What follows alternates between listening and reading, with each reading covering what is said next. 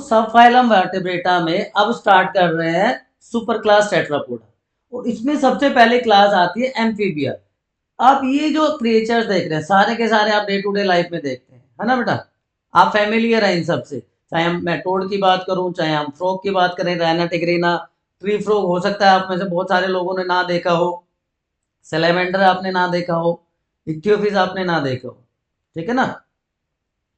तो जो एम्फी का मतलब है, एम्फी का मतलब क्या होता है? एम्फी का मतलब है डबल,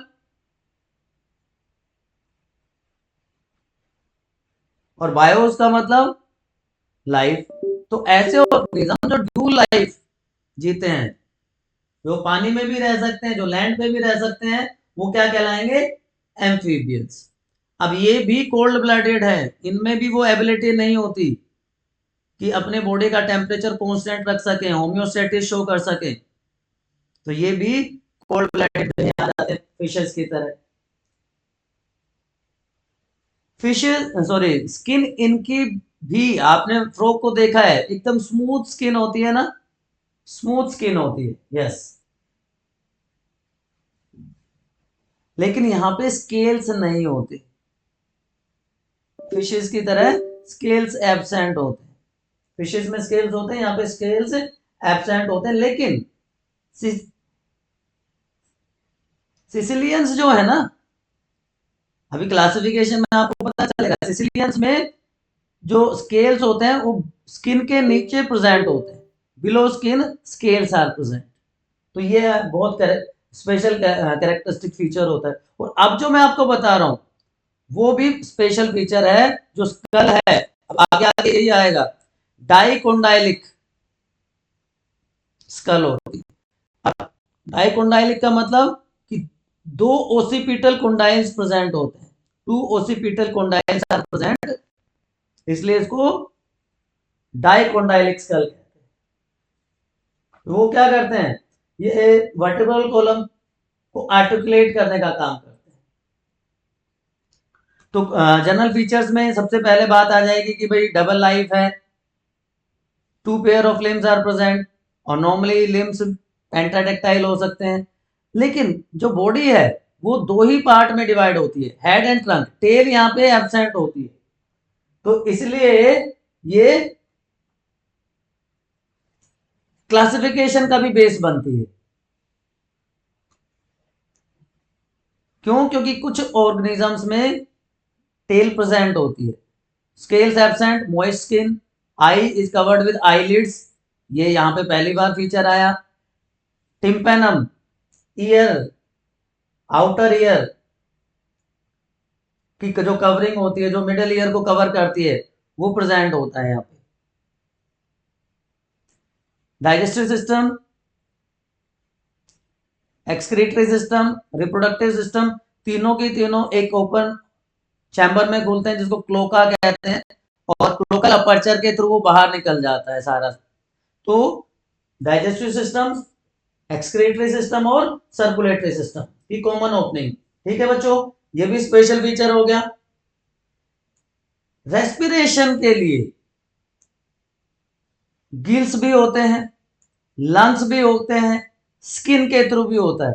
तो अगर मैं फ्रॉग की बात करूं तो फ्रॉग में स्किन के थ्रू भी रेस्पिरेशन होता है, जिसको हम क्यूटेनियस रेस्पिरेशन कहते हैं।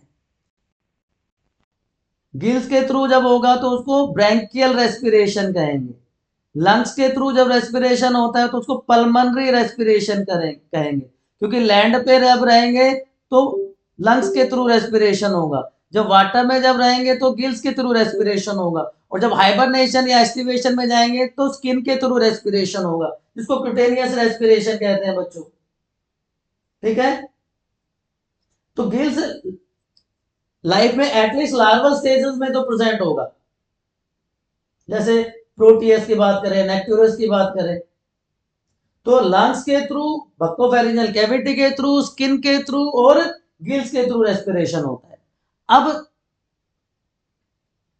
हार्ट हो जाएगा थ्री चैम्बर, दो ओरिकल और एक ventricle, two auricle and one ventricle, three chambered heart, और यहां से डबल सर्कुलेशन स्टार्ट हो जाता है। अब सब सारे के सारे जितने भी क्लासेस हम पढ़ेंगे सब में डबल सर्कुलेशन होता है, सिर्फ फिशेज में सिंगल सर्कुलेशन देखने को मिलता है। ठीक है, यहां पे भी साइनस वेनोसस और डक्टस के जगह ट्रंकस आर्टियोसस जो सर्कुलेशन में हेल्प करेंगे वो प्रेजेंट होते हैं। पोइकिलोथर्म्स है, ऑलरेडी मैं बता चुका हूं। मेटामॉर्फोसिस शो करते हैं 10 पेयर्स ऑफ क्रेनियल नर्व्स, यहां पे भी प्रेजेंट होंगे 10 pairs of cranial nerves. Last video में मैंने पूछा था, मतलब लास्ट पार्ट में मैंने पूछा था कि ह्यूमन बींग्स में कितने पेयर होते हैं क्रेनियल नर्व्स के, 12 पेयर्स होते हैं। ठीक है बच्चों, अब यहां पे लार्वा अगर प्रेजेंट है तो उसको कहते हैं टेडपोल, टेडपोल लार्वा प्रेजेंट, इसका मतलब इनडायरेक्ट डेवलपमेंट। फिश जैसा ही लार्वा होता है टेडपोल लार्वा। तो ये मेटामॉर्फोसिस शो करते हैं क्योंकि ओविपेरस है, एग लेइंग करते हैं। इनडायरेक्ट डेवलपमेंट है क्योंकि टेडपोल लार्वा प्रेजेंट हो गया। और वाटर में नॉर्मली फर्टिलाइजेशन होता है, एक्सटर्नल फर्टिलाइजेशन, मेल और फीमेल दोनों अलग अलग होते हैं। लेकिन आप याद रखना मोस्टली ये मराइन वाटर में नहीं मिलते हैं, कुछ एक्सेप्शंस हैं बट मोस्टली ये नहीं मिलते हैं मराइन वाटर में। किडनीज मेसोनेफ्रिक होंगी, यूरिनरी ब्लैडर प्रेजेंट होता है, वो सारी बातें हमने बता दी, कॉमन ओपनिंग के थ्रू ये हो जाता है। तो 2 pair of limbs are present जो लोकोमोशन में हेल्प करेंगे, लेकिन सिसिलियंस में ये नहीं होते। अब अगर मैं थोड़ा सा और डिटेल में जाके एक बार इसकी क्लासिफिकेशन की बात करूं, एम्फीबियंस की क्लासिफिकेशन के बारे में आपको बताऊं, तो 3 ऑर्डर है, अपोडा, एनूरा एंड यूरोडेला। नाम से ही आपको डिफरेंसेस का पता चल जाएगा, जैसा नाम वैसा काम करते हैं ना। ये जो मैं बार बार सिसिलियंस कह रहा हूं, इसमें ही आते हैं ब्लाइंड वॉर्म्स, सिसिलियंस कि बहुत सारे जो एक्सेप्शंस हैं ये मराइन वाटर होते हैं, बाकी सारे फ्रेश वाटर होते हैं। इसमें जो स्केल्स हैं वो इंटरनल होते हैं, बिलो स्किन होते हैं, नॉर्मली स्केल्स एब्सेंट होते हैं। ये लिम्बलेस होते हैं, बाकी में 2 pairs of limbs are present. तो ये बिल्कुल ही अलग ग्रुप हो गया ना, बिल्कुल अलग ही ऑर्डर हो गया। इसमें इक्थियोफिस इसका एग्जांपल दे सकते हो आप, इक्थियोफिस। चलिए बहुत बढ़िया। दूसरा ऑर्डर हो गया अनूरा। एनूरा में जिसमें मैंने बताया था ना कि मेनली तो बॉडी 2 पार्ट में डिवाइड होती है, टेल नहीं होती, तो विदाउट टेल वाले क्या हो गए, एनोरा हो गया।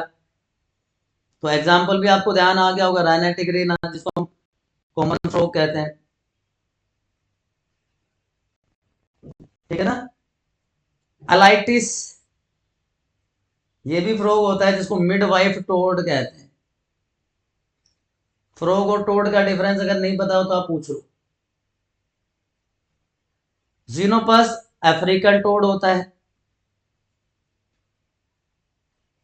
और सॉरी टोड, एंड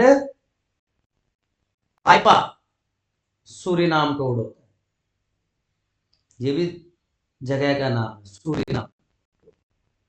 तो 2 ऑर्डर हो गए। अब तीसरे की बात कर लेते हैं, यूरोडेला। यूरोडेला कोडेटा भी कहा जाता है इसको। यहां पे टेल प्रेजेंट होगी, यहां पे टेल प्रेजेंट है। ठीक है, तो इसका जो एग्जांपल है मैंने पहले भी बताया आपको, नेक्टूरस, मड पप्पी। अभी फिर फोटो दिखाऊंगा इसका। ईल आ जाती है इसमें, कोंगो ईल, सेलेमेंडर्स आ जाते हैं इनमें, प्रोटियस, इंपॉर्टेंट एग्जांपल्स हैं ये सारे के सारे। मड पपी था तो मड ईल, साइरेन मड ईल होती है। ठीक है, तो ये बात होगी क्लासिफिकेशन की। मड पपी या वाटर डॉग भी कहते हैं इसको। तो ये एग्जाम्पल्स आपने देखे हैं, टोड देखा है आपने, फ्रॉग देखा है आपने, ट्री फ्रॉग हो सकता है आपने ना देखा हो, है ना। ये फिर सैलामेंडर, लिम्बलेस एम्फीबियन, इक्थियोपिस, ये किसमें आता है सैलामेंडर, अभी बताया यूरोडेला। तो ये एक ओवरऑल समरी है सारे के सारे फीचर्स की, कि एक्वेटिक और टेरेस्ट्रियल लाइफ वाले जिसमें सिर्फ दो रीजन होते हैं। यूरोडेला में टेल भी प्रेजेंट होती है, 3 चैम्बर्ड हार्ट है, टिम्पेनम एक्सटर्नल ईयर जो ईयर को रिप्रेजेंट करता है, moist skin without scale, 2 pair of limbs. लेकिन अपोडा में, इक्थियोपिस में लिम्स भी नहीं होते और स्केल्स होते हैं बिलो स्किन। एक्सेप्शन याद रखना बहुत जरूरी है, कोल्ड ब्लडेड है तीनों के तीनों, alimentary canal, urinary system, reproductive system की कॉमन ओपनिंग क्लोका, जो क्लोकल अपर्चर के थ्रू बाहर खुलती है। रेस्पिरेशन गिल से भी होता है, ब्रैंकियल हो गया, स्किन के थ्रू होता है, क्यूटेनियस हो गया, लंग्स के थ्रू होता है, पल्मोनरी हो गया, और बक्कोफेरेंजियल कैविटी भी रेस्पिरेशन में हेल्प करती है। External fertilisation, oviparous and indirect development, tadpole larva यहाँ पे बच्चों मेरे प्रेजेंट होता है। तो ये तो बात हो गई सारे के सारे ग्नैथोस्टोमा में सुपर क्लास टेट्रोपोडा के एम्फीबियंस की। इसके बाद बात आ जाती है रेप्टाइल्स की। बिल्कुल सिंपल है ना, बहुत सिस्टमेटिक ढंग से मैंने ये स्लाइड्स प्रिपेयर की हैं आपके लिए। बहुत इजी वे में, आप कंपैरेटिव वे में अगर आप चीजों को समझोगे तो आपको रटने की जरूरत नहीं पड़ेगी। और आप में से कोई भी बता दे अगर आपका एनसीईआरटी का कोई वर्ड क्लियर ना हो रहा हो, क्योंकि लास्ट में मैं एनसीईआरटी के पूरा का पूरा पेज के साथ आपको कंपेयर करके दिखाने वाला हूं, ठीक है ना। तो अब बात कर लेते हैं रेप्टाइल्स की।